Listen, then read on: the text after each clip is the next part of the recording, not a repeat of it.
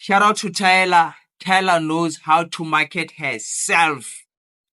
Like Tyla just made the whole country of Nigeria to talk about her. Like each and every influencer is making a video about her. That's called professional marketing. She knows how to drive people crazy.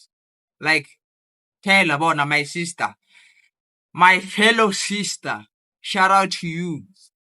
Shout out to you. You know your work. You know how to influence people. You know how to make people go crazy about you. Besides the event they're talking about, ne? Like I wanna refer more event we don't have to let's talk about the marketing. So when we say someone has a marketing skill, ne, we talk about Tyler. Even her response, I responded the way she responded about like this thing, hey, we don't wanna see Tyler in Nigeria, hey, Tyler don't come, what that. The way she responded on that podcast, ne, that's how like my sister knew how to like make things worse. To make people to talk more about her. Bon, ke mo fa star. Ngwano like a star. That's our colored sister.